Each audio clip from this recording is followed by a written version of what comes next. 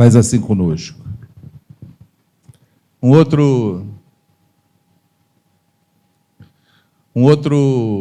outra história desse encontro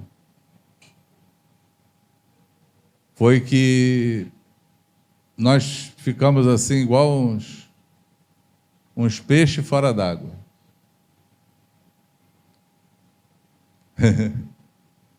Eu, Luciano e Ziel, estou me referindo ao encontro que eu falei que nós fomos de pastores. A Ana Júlia está olhando para mim assim, tipo, que encontro é esse? Peixinho fora d'água, assim. Por quê? Porque existe uma semântica no meio evangélico. Existe uma semântica no meio do povo.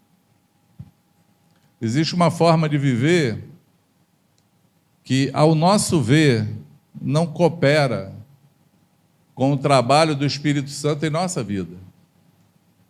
E daí a gente consegue não entender muita coisa, porque a gente senta e parece uma reunião de empresa, onde se fala de cargo, onde se fala do auxiliar, como o auxiliar tem que ser, esperando uma oportunidade para um dia ele ser o protagonista da história. Tudo envolve uma estrutura que precisa se manter, precisa rodar. Consegue entender isso? Eu ouvi uma estatística de que uma igreja que tem 20 mil membros, ela tem necessidade de batizar 1.500 membros por ano, porque senão o número dela diminui. Por quê? Porque tem gente que sai, porque tem gente que morre, tem gente que se desvia, tem gente que é transferido, e é a estatística. Aqueles que têm 200 membros, eles precisam batizar no mínimo por ano 30 novos convertidos, para ele manter o número dele de 200, não foi isso? Para ele se manter ali. E aí a minha cabeça começa a rodar e pensar, porque, assim, como nós nunca pensamos nessa estatística,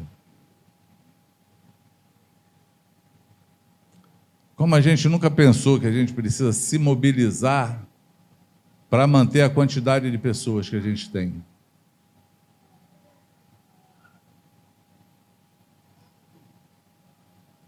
Por que será? Quem dá um...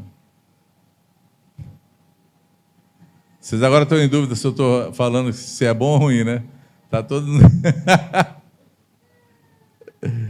Ai, Jesus. A gente nunca pensa em estatística porque a gente vive para o Senhor. Quem acrescenta os membros no corpo de Cristo da maneira que lhe aprouve é o Senhor. Nós servimos ao Senhor e buscamos edificar vidas, fazer discípulos de Jesus. E fazer discípulo não tem conta.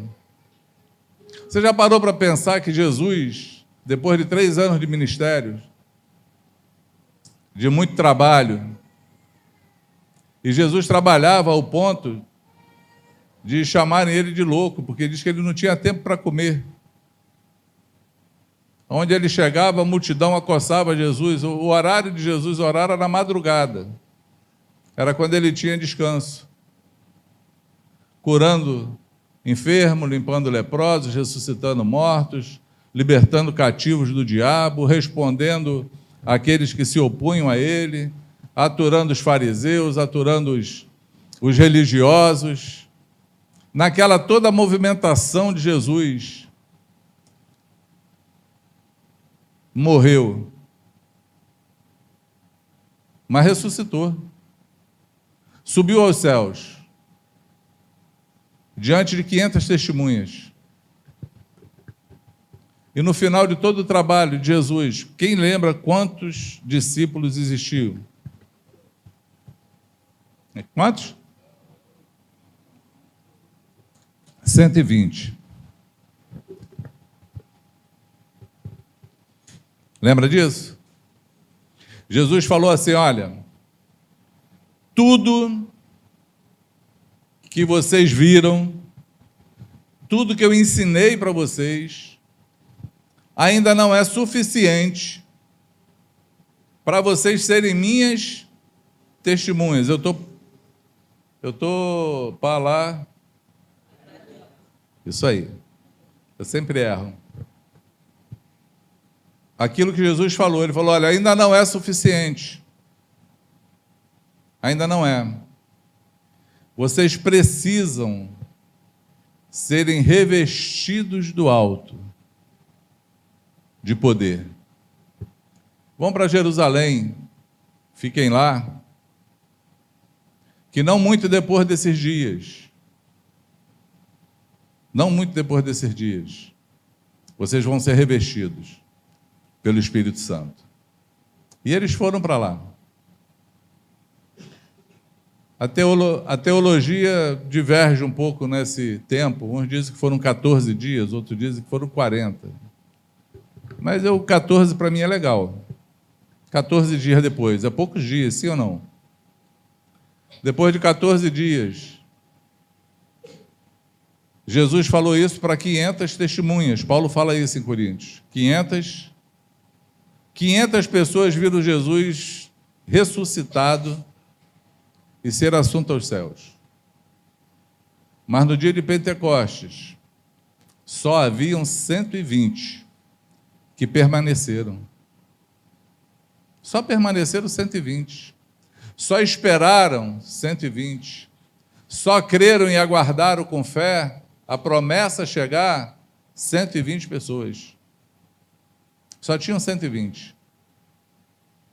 E eu fiquei pensando, Jesus não viu a estatística desses irmãos. Porque a estatística falhou, né? Porque quantas pessoas foram batizadas? Quantas creram? Quantas vieram? Quantas se chegaram a Jesus? Quanta multidão? Na multiplicação a gente tem uma ideia, né? Na multiplicação de pães, uma tinha 3.000 homens, outra tinha 5.000 homens, não contando mulheres e crianças. Então a multidão era grande atrás de Jesus, sim ou não? Tinha uma grande multidão. Mas discípulos, aqueles que creram de fato, aqueles que estavam esperando o revestimento do alto para poderem seguir sendo testemunhas de Jesus. Aqueles que queriam compromisso, que viram a salvação, aqueles que entenderam o caminho de Deus com os homens na terra e falaram assim: eu faço parte desse propósito, eu faço parte dessa história, eu agora vou adiante, obedecendo a ordem de Jesus de fazer discípulos. Só tinham 120.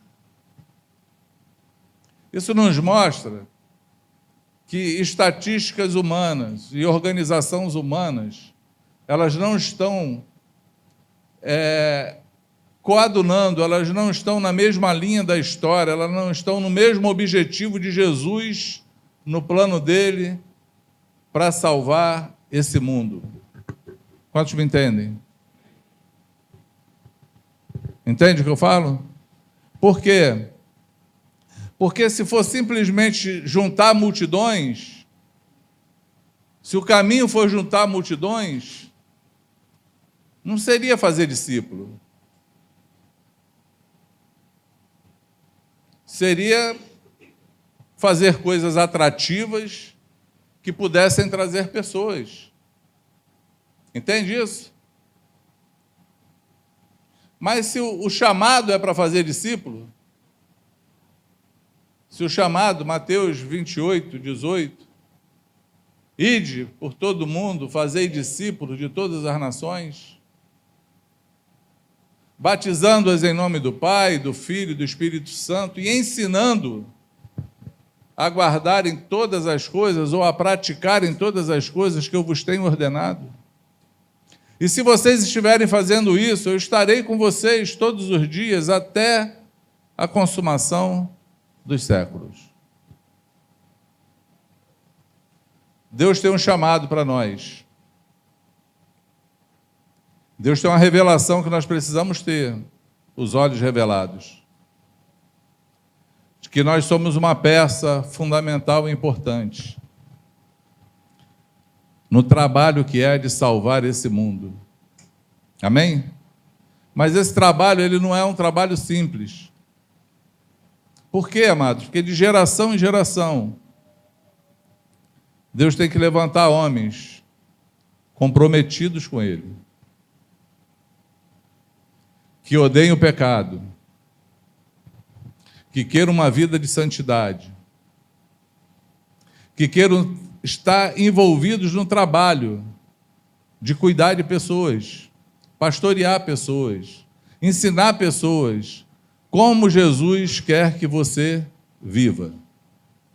Esse trabalho não é um trabalho fácil. Esse trabalho é um trabalho árduo, desafiador.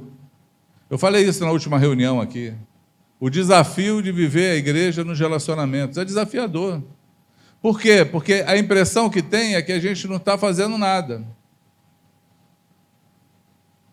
Essa é a impressão que a gente tem. Quando a gente olha, e se a gente quiser olhar só números, a gente fala assim, pô, tem alguma coisa errada com a gente. Não tem, não. Não tem nada errado.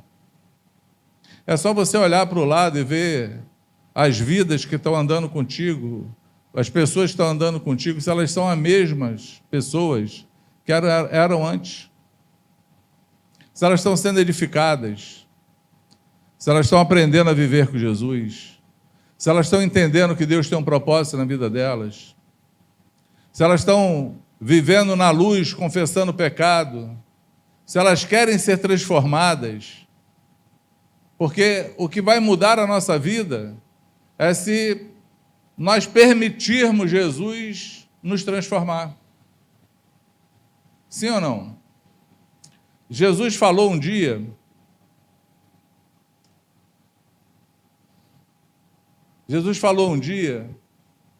que se o grão de trigo caísse na terra e não morresse, ele ficaria sozinho. Mas se o grão morresse, ele daria muitos frutos. Ele estava falando dele, que era um grão de trigo, e que abriu mão de tudo, abriu mão da sua glória, abriu mão do seu direito, abriu mão da sua vida, porque ele estava buscando uma coroa maior. Ele sabia que ele tinha um plano maior.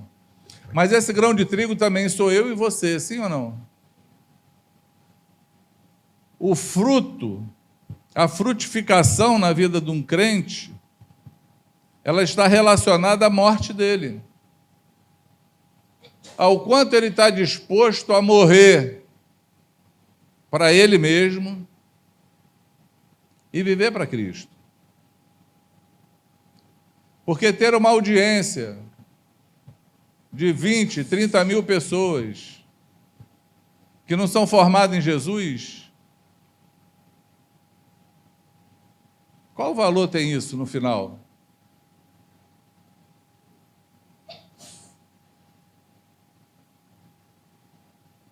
Qual o valor? O que vocês acham? Que valor tem isso?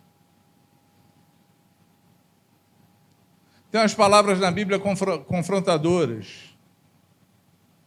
Eu passei essa semana pensando nisso. Jesus falando assim, muitos naquele dia me dirão, Senhor, Senhor, e eu vos direi, eu não te conheço.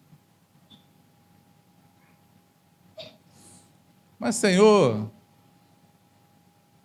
no teu nome eu fiz maravilhas, apartai-vos de mim. Mas sabe como Jesus começa esse texto em Mateus 7? Nem todo aquele, repete comigo assim, nem todo aquele que me diz, Senhor, Senhor, entrará no reino do meu Pai, mas aquele que faz a sua vontade, esse entrará. Qual é a nossa dificuldade? E aí eu passei a semana pensando, qual é a vontade de Deus, amados? Para a tua vida, tu conhece? Porque eu declarei uma frase ontem, orando, lá na casa do Ricardo. Eu declarei uma frase depois da oração, falando assim, o relacionamento cura. O isolamento adoece. Isso é uma verdade. Isso é uma verdade. O relacionamento, ele traz vida, ele traz cura. O isolamento adoece. Todo isolado, todo sozinho, ele vai perecer, ele vai adoecer. Entende?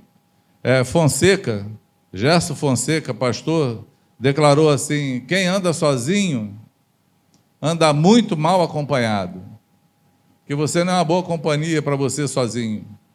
A verdade é essa. Mas eu vim pensando nisso.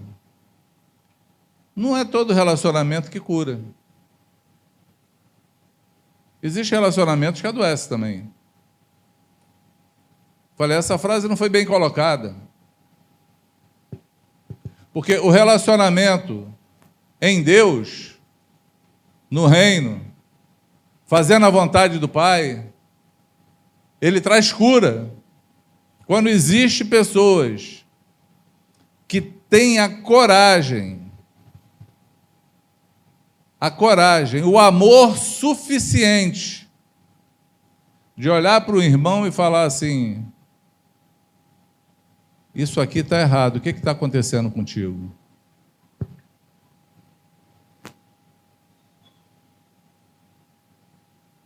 Irmão, por que você está assim? Ó, isso aqui que você fez é pecado. Ó, isso aqui pode mudar. Isso aqui tem solução. Isso é relacionamento sadio, sim ou não? Eu ouvi uma frase, li uma frase, né? Se você tem um amigo que fala a verdade para você, confronta você no pecado, você de fato tem um amigo. Se você tem alguém que só te bajula, esse não é teu amigo, é teu inimigo. Tem uma frase mal interpretada entre nós. Jesus fala para Pedro assim, apartai-vos de mim, Satanás, porque tu não cogita nas coisas do céu, só cogita nas coisas da terra. Lembra disso? Está ali no versículo da Revelação. Amigos andando, Jesus olha para os amigos e olha para Pedro e traz uma revelação para ele. Fala assim, ó, tu é pedra, tu é uma lasca de pedra. Trocou o nome dele, de Simão para Pedro. Sobre essa revelação que o Espírito Santo te deu agora, você foi revelado do Espírito Santo. Eu vou edificar a minha igreja, e as portas do céu não vão prevalecer contra ela. Do inferno não vão prevalecer contra ela. Perdão. Amém?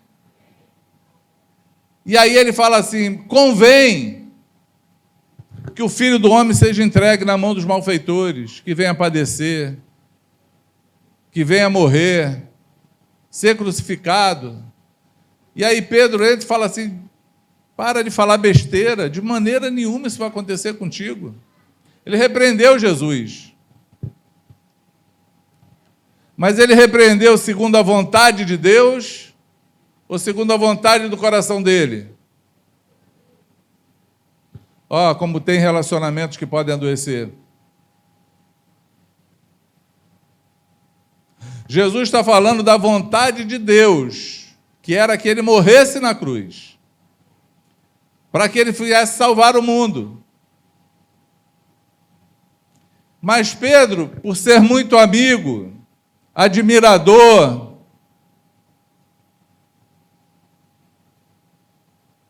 ele olha para Jesus e fala assim, que besteira tu está falando?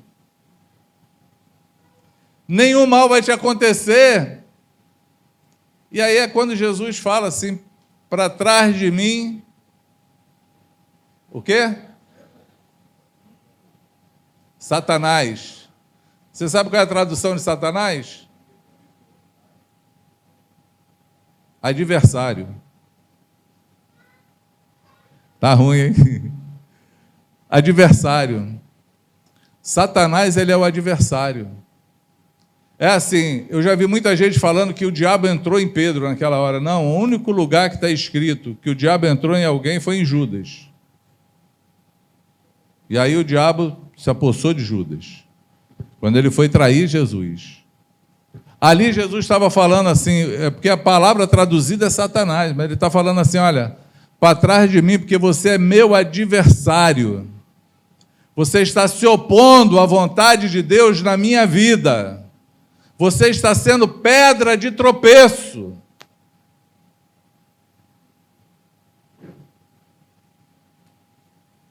E aí nós temos que ter cuidado com isso, porque não é todo relacionamento que traz cura.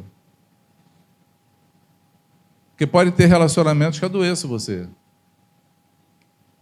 Que não fale para você aquilo que você precisa ouvir. Que não trate das coisas que você precisa crescer e abandonar. Que não te ensine a viver com Jesus. Que só olhe para o lado bom que ele acha da história, de que você é uma pessoa legal. Mas não trate os teus problemas de caráter. Vocês conseguem entender o que eu estou falando? Viver a vida relacional é desafiador. É desafiador por quê? Porque importa andar na verdade. E eu queria falar uma coisa para vocês. Verdade e amor, eles andam de mão dada. Porque pode existir verdade sem amor. Existe. Aquelas que a pessoa vem com raiva. Né? Aquela que vem para desabafar. Já viu gente falando? Não, mas é a verdade, eu tenho que falar. Não é para falar para desabafar. O Franco contou uma história dessa, uma irmã falando no telefone com a outra, e ele viu que a irmã mudou de semblante, desligou o telefone. Olha, essa irmã não tem jeito. Pede dinheiro para todo mundo emprestado e não paga. Mas agora não vai ser assim, não. Porque agora ela me pediu dinheiro e não me pagou, eu vou tratar dela. Aí o Franco olhou. Mas tu vai tratar agora só porque o dinheiro é teu? Quando era dos outros, podia ser? Quando o dinheiro era dos outros, estava legal, a amizade estava boa, não tinha nenhum tratamento, não tinha nenhum amor, não tinha nenhum cuidado. Agora a verdade está querendo vir, mas sem amor. Está errado, amado. Amor, ele não é divorciado da verdade. Não existe amor sem verdade. Porque se alguém diz que te ama, mas não fala a verdade contigo, essa pessoa não te ama. Ela pode fazer qualquer outra coisa, te idolatrar, te venerar, ser dependente emocional de você, né? Ou dela mesmo, né? Porque às vezes a pessoa não fala a verdade por causa de amor próprio. O que vão pensar de mim se eu falar? Se eu falar isso, eu vou perder a amizade, vai ficar com raiva de mim. O amor não faz isso. O amor busca o que é melhor para o outro, ele não busca os seus próprios interesses, sim ou não? Entende o que eu falo? Amor e verdade andam de mãos juntas. Isso é um relacionamento sadio. Isso é um relacionamento de cura. Procure andar com gente que olhe para você e fale honestamente o que pensa de você. E use de toda a sinceridade para quando fala dele. Porque é assim, quando eu falo de mim, eu tenho que ser sincero. O que é sincero? Sem cera. Sem camuflar as imperfeições. Sem querer mostrar que eu sou o super-homem. Mas quando eu falo de você, eu tenho que falar com honestidade tudo que eu vejo, que eu acho, que eu penso. Transparência. Porque essa é a única maneira que você vai saber se você está, inclusive, certo naquilo que você pensa. Porque a gente pensa um monte de coisa dos outros, sim ou não? Pensa ou não pensa? Mas nunca foi lá conversar, falar, saber se aquilo é verdade, saber se você está honestamente enganado. Você só vai saber se você falar. Porque essas coisas, amados, elas quebram a comunhão. Elas quebram a comunhão com o corpo e elas quebram a comunhão com Deus. Quando você quebra a tua comunhão com alguém, você está dizendo para Deus que você está quebrando também a comunhão com Ele, porque João que fala isso, João diz que se você diz que ama a Deus e aborrece teu irmão, ama menos o teu irmão, tu está sendo mentiroso, está fazendo Deus mentiroso também. Entende? Porque como você pode dizer que ama a Deus que você não vê e aborrece o irmão que tu está vendo? A palavra aborrecer ali é amar menos. Amar menos do que você mesmo, amar menos do que qualquer outra coisa. Então fala assim comigo, relacionamentos em Deus trazem cura. Amém? O isolamento e o relacionamento sem Deus adoece. Adoece. A gente está acostumado a viver no meio da igreja. A gente está acostumado a viver no meio da igreja dos relacionamentos. É fácil você ver quando alguém está mal com Deus e começa a se aglutinar e juntar num lado. Todos os que estão mal, já viu o negócio? Parece aquele, é mercúrio, aquele do termômetro. Tu espalha um monte de bolinha assim e junta. Quando começa a ter aquele grupinho junto, tu olha assim e fala, cara, tá mal o negócio ali, eu tenho que estar ali. Eu tenho que chegar ali no meio. Para quê? Para ajudar os irmãos. Para confrontar o erro, para falar a verdade. Para ouvir o que estão falando e ver se é verdade ou não.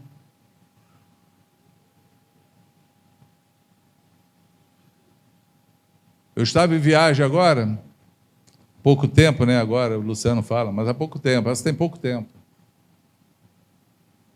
Eu estou conversando com a irmã que estava muito mal, e foi um negócio bem complicado. Que ela começou a falar e eu falei no nome do Franco.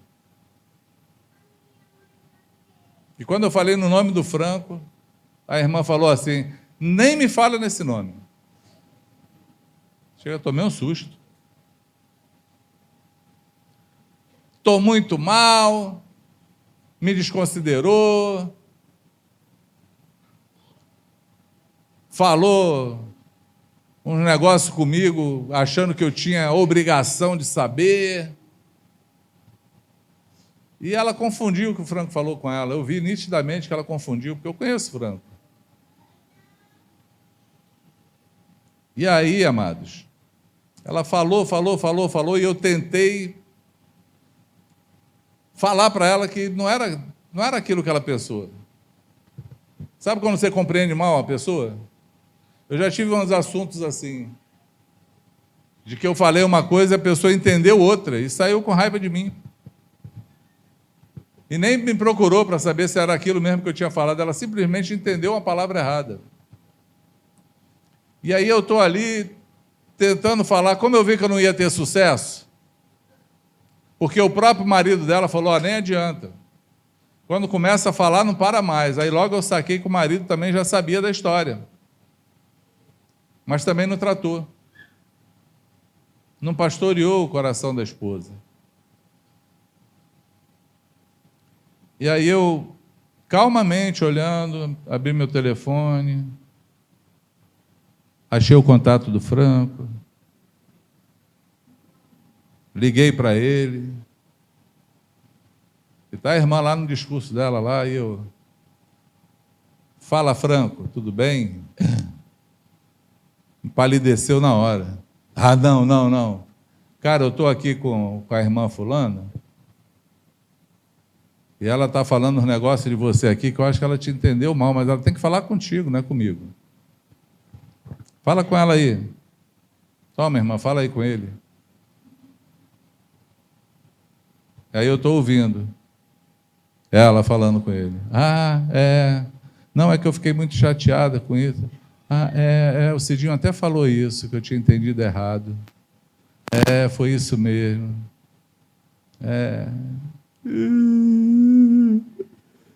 Me perdoa, eu entendi errado. Resolveu o problema. Viver nos relacionamentos é um desafio. Sim ou não? Ele é um desafio. Mas foi isso que Jesus nos mandou fazer. Viver no meio relacional. Foi isso que ele planejou para a igreja dele. E essa é a segunda vez que isso acontece com o Franco. Segunda vez. Uma outra vez foi assim também, a mesma coisa. O irmão falando, eu liguei. Está em casa? Porque ele estava aqui no Rio. Estou indo aí, estou com o irmão aqui, que ele tem que falar um negócio contigo. Vamos lá, filho. Quase morreu. Não, vamos lá, o cara está esperando a gente. Chega lá, tu fala com ele, resolve o problema. Outro mal-entendido. Já parou para pensar, amados, quantos mal-entendidos existem no meio da igreja? Já parou para pensar quanta gente que fala, que denigre, que divide, que adoece, porque não foi fazer a coisa da maneira correta? Porque existe dois erros, amados. Existe o erro de quem fala e existe o erro de quem ouve. Porque se você está ouvindo uma história de alguém, já está errado. Nós precisamos falar com a pessoa. Fala assim, eu tenho que falar com o meu irmão, não do meu irmão. Porque falar do irmão já está errado, em qualquer motivo. Porque o teu compromisso é de procurar o teu irmão e falar com ele. Se o teu irmão pecar, vai até ele, Mateus 18. Tu e ele, sozinho.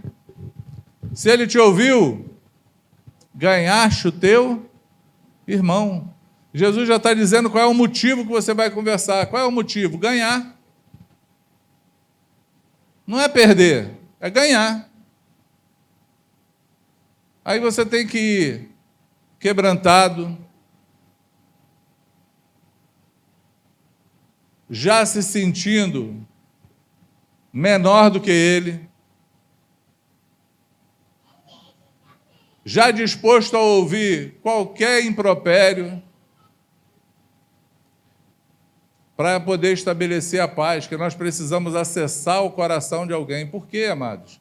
Porque o irmão que pecou, ele já está perdido, ele precisa ser ganho. Ele precisa ser reconciliado com Deus e com o corpo. Ele necessita disso, e a ferramenta que Deus tem é cada um de nós, é no meio dos relacionamentos que você vive, é onde Deus te colocou para frutificar. Mas se você não morrer, se você está muito vivo para você mesmo, se você está cheio de orgulho, cheio de direitos, cheio de verdades próprias, conceitos próprios, você não vai ganhar ninguém. Você não vai frutificar no Senhor, porque se o grão de trigo cair na terra e não morrer, ele vai permanecer sozinho. Mas se ele morrer, ele vai dar muito fruto. Humildemente, de maneira humilde, nós temos que andar no meio dos relacionamentos, inclusive na hora de falar de alguém. Eu não sei se vocês já participaram de uma assembleia. Assembleia entre nós. Uma assembleia é quando a gente vai tratar de um pecado de alguém. Quem já participou aqui de uma assembleia? Pouca gente, né? Tem muita gente nova aqui, gente. Quer arrumar uns para a gente dar uns cascudos para poder... Estou brincando. Mas quando a gente vai para uma assembleia, a primeira coisa que a gente fala, e já falou isso antes, com alguém que estava lá em pecado, é assim: nós não somos melhor do que você em nada. Estamos suscetíveis a fazer coisas piores do que essa. Não somos melhor do que vocês. Mas a gente precisa te corrigir, irmão. E te corrigir não é porque a gente é melhor. É porque você está contrário à palavra do Senhor. Amém? Foi Paulo que falou: aquele que está em pé, cuide para que não caia. Esse tem que ser o sentimento de cada um de nós. Cada um de nós tem que se permanecer nesse sentimento. Cuidando. Está de pé, amado? Está de pé porque Jesus te manteve em pé. Mas cuida. Cuida para não cair. Amém? Ajuda teus irmãos. Ajuda, amados. O relacionamento, para trazer cura, você tem que ser a cura do Senhor no relacionamento. Você não pode ser aquele que traz mais dano. Não pode ser aquele que fomenta.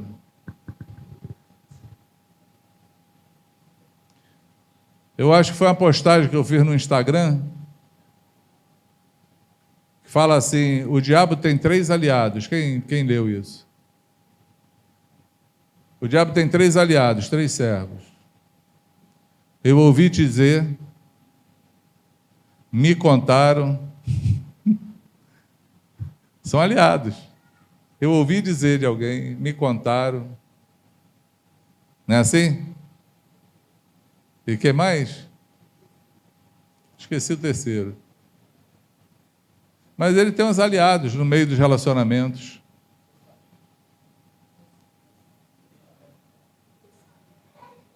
Hein? Estou sabendo. Estou sabendo. São aliados no meio do relacionamento. Eu vim pensando ontem, quando eu falei isso. O relacionamento cura, isolamento adoece. O relacionamento em Deus, ele cura. Porque tem relacionamentos adoecendo. Tem relacionamentos que, quando se juntam, não é para melhor, é para pior. E a gente tem que se juntar para o melhor. Amém? Se juntar com o coração aberto para servir. Servir uns aos outros, com alegria.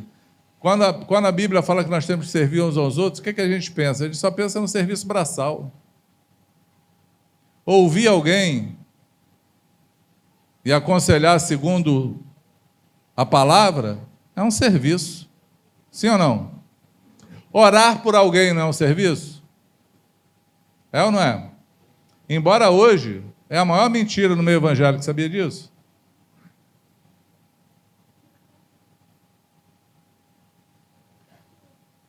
Talvez você vai se lembrar aí. Alguém trouxe o pedido. Hoje tem o WhatsApp, né? Aí tem grupo de WhatsApp, grupo de oração. Não tem grupo da oração? Reunião de oração, quem tem? Quem está no grupo de reunião de oração aí, sabe? Intercessão, oração. Pouca gente, hein? Vocês não estão orando, não, gente? Vocês não são crentes, não?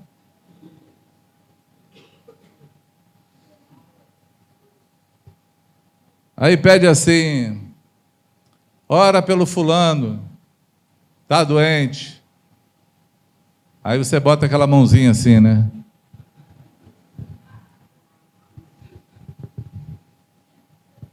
Orou?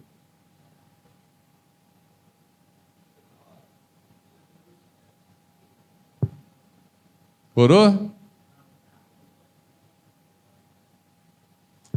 Estou orando. Mentira. Orou não. Não orou, amado. Alguém conversa contigo. Estou passando por um problema assim, pode deixar, mas vou orar por você. Orou? Esqueceu? É mentira ou não é? É as mentiras que a gente conta para os outros. Porque oração é um serviço. Quando alguém te pede oração, é porque ela acredita que você, quando fala, Deus te ouve. Amém? Inclusive, a gente vai orar hoje pela Rosa, né, Rosa? Eu não vou esquecer de você, não. Vem cá, Rosa. Todo relacionamento, para terminar, para a gente poder orar aqui, ele precisa ter manutenção. Todos os nossos relacionamentos, eles precisam serem sadios. Amém? Não deixa, amados, porque o inimigo de Jesus, o inimigo que queria impedir a vontade de Deus na vida de Jesus, que ele chamou de adversário, Satanás, era justamente uma palavra do relacionamento que não era para cooperar com a vida dele, porque ele estava imbuído de fazer a vontade de Deus.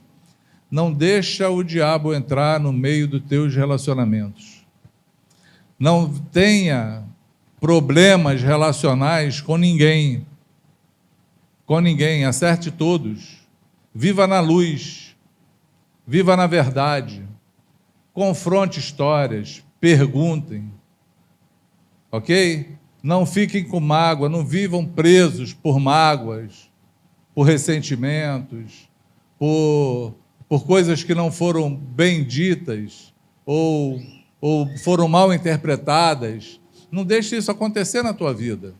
Não viva uma vida assim, porque quem vive assim é o mundo. O mundo vive assim, ele vai de mal a pior. A igreja não. A igreja não, a igreja tem que viver sadia.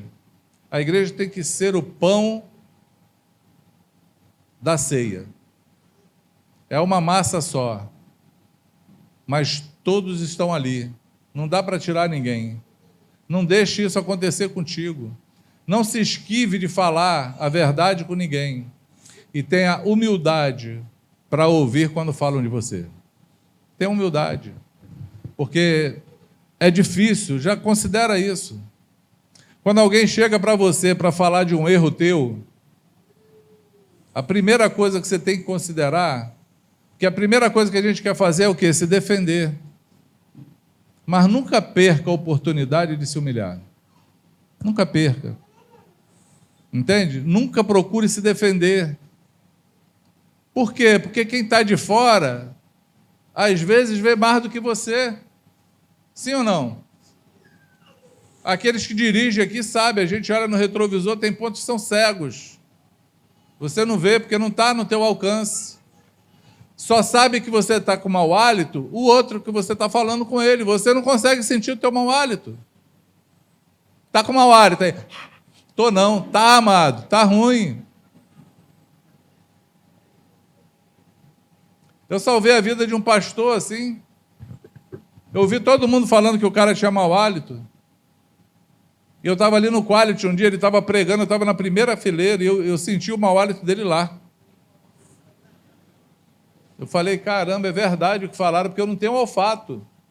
Para tu ver como é que é o negócio. E aí eu chamei ele, com todo amor, e falei, amado, tem algum problema contigo. Tem um fedor muito grande na tua boca, um mau hálito muito forte. Ele é mesmo, cara? Puxa, ninguém nunca me falou isso, obrigado, vou ver isso. Foi no médico, era uma bactéria, estava virando um câncer. E ninguém falou com ele, com medo, com vergonha. Ninguém teve amor suficiente de falar, cara, tu está com mau hálito. E aí, se alguém vier falar contigo sobre um mau hálito teu, pensa primeiro uma coisa, a dificuldade que é de alguém chegar para você para falar de um erro teu. Já é difícil para quem vai falar. Se você recebe mal, endurece, quer se defender, aí você está desanimando aquele que quer andar na verdade contigo. Então, nunca se defenda. Fala comigo, nunca me defenda. Ih, estão me ouvindo não? Nunca se defenda. Nunca faça isso. Amém? Tenha humildade para ouvir. Mas tenha coragem e amor para falar também. E eu não estou falando só de mau hálito, não. Eu estou falando da vida. Tem vida, tem coisas na vida de pessoas que estão erradas. E a gente tem que falar que está errado, pô. Tem que chegar lá e denunciar o erro, está errado. Isso aqui não é assim. E ouvir. Porque às vezes não é nem o que você está pensando, você pensou uma coisa, é outra. É outra. É por isso que a gente tem que falar. Vou terminar aqui, para você entender, porque esse assunto, como não estava escrito no esboço, a gente vai se perdendo. Estava no evangelismo, lá em Nova Lima. Uma irmã chegou desesperada, que o filho dela era um filho que já... Aqueles jovens que já dão problema, já sei como é que é isso, pai de 4, 5. E ela veio e falou assim, eu vi meu filho tomando uma cerveja no botequim. Aí o Franco, eu era novo convertido, o Franco olhou e falou assim, já falou com ele? Não, mas eu vi. Ele, tá bom, amado, eu sei que você viu, mas você já falou com ele? Porque em vez de falar para mim, você tem que ir lá e falar com ele. O certo é esse. Teu irmão pecou, vai lá entre você e ele sozinho. Aí ela, você está duvidando de mim? Eu fotografei. Evangelismo na outra cidade, naquela época, era máquina fotográfica, não era telefone, não. Existia antigamente um bagulhinho que a gente batia assim e saía a foto. Aí mandava revelar. Ela, eu fotografei, eu vou mandar revelar a foto para você acreditar. Ele, tá bom, amada, que você fotografou, mas você falou com ele. E ela saiu pisando duro, rebelde, foi embora. E a vida rolou. Quando foi de noite no jantar, que a gente está lá na fila, no retiro com o pratinho na mão, aqueles retiro nosso de colégio CIEP. Aí vem a irmã chorando. Franco, eu falei com ele. Não era cerveja não, era Guaraná Toby. Vocês lembram que existia um Guaraná que vinha na garrafa de cerveja, igualzinho. Era o Toby, os Convenção, né? Na época era Toby, Convenção veio depois. Era Guaraná Toby. Então, às vezes, você vê, tá certo que viu, fotografou, mas falou com a pessoa. Porque você pode estar honestamente enganado, amado. Convictamente enganado. Nem todo fato é um fato que não requer argumento. Nem todo é, porque senão não existia advocacia. Entende o que eu falo? A instrução de Jesus é, vai até o teu irmão, fala com ele. Se ele te ouviu, ganhou teu irmão. Ou você pode chegar lá e não era o que você viu, não era o que você pensou, era um Guaraná Toby. E aí resolveu o problema. Consegue entender isso? Sim ou não? Eu creio que a visão do irmão tem a ver com isso. Tem a ver com um conserto que a gente precisa ter dentro do nosso coração, para que a gente possa andar de maneira sadia.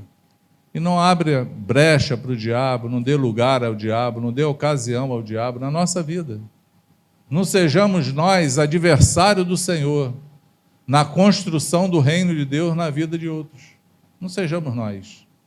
Sejamos nós os trabalhadores que vamos edificar, ensinando-os a praticar todos os dias aquilo que eu vos tenho ensinado. Amém? Ensinando-os a praticar. Ensina a praticar. Pratica e ensina. Quantos me entendem? Amém? Vamos terminar esse tempo? Vamos orar?